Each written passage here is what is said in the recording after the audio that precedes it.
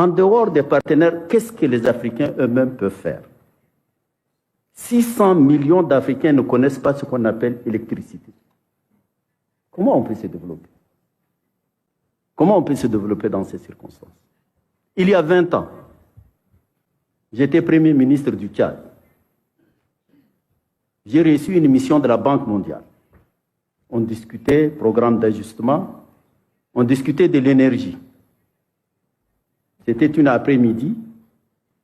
Il y a coupure et la coupure continue jusqu'à aujourd'hui. Je prends à témoin mon jeune frère ministre tchadien du plan qui s'appelle Moussa Lou aussi. J'ai dû recourir à une lampe torche pour finir la réunion et j'ai remis cette lampe torche au chef de mission de la Banque mondiale qui est venu discuter de la situation d'un programme au Tchad. Certes, il y a la responsabilité des Tchadiens, la responsabilité des Africains sur la gouvernance. Ça, c'est un autre sujet qu'on peut débattre. Mais les programmes, les schémas conçus ailleurs pour sortir l'Afrique du sous-développement n'ont pas marché et ne marcheront pas. On a cru peut-être naïvement à un plan Marshall pour l'Afrique, ça ne viendra pas.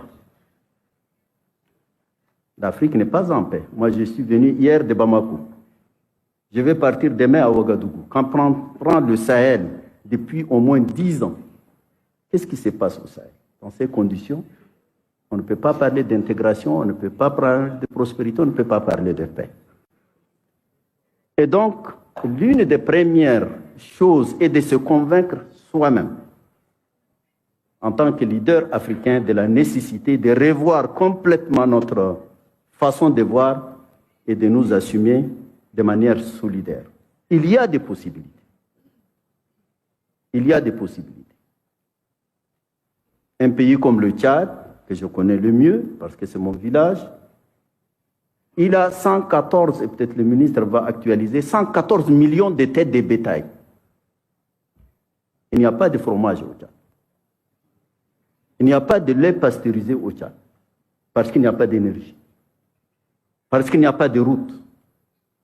J'ai étudié dans un pays de l'Afrique centrale où la viande congelée vient d'Argentine. Elle se coupe à la scie électrique jusqu'à aujourd'hui. Entre N'Djamena et cette capitale, s'il y avait une route ou un chemin de fer ou des transports aériens à coût raisonnable, ces gens-là ne mangeront pas de la viande congelée qui a fait 3, 4, 5, 10 ans, alors qu'ils ont de la viande fraîche à côté. Ça, ce sont les contradictions que nous vivons, et nous vivons depuis nos indépendances. Un pays de la dimension du Tchad, 1 284 000 km², il n'y a pas 1 kilomètre de voie ferrée. Comment on peut faire le transport? Comment on va exploiter les mines? Comment on va exploiter le bétail? Comment on va exploiter l'agriculture dans ces conditions? Madame la SEO de Padre a dit peut-être que le Tchad est l'un des derniers pays au monde en matière de couverture électrique.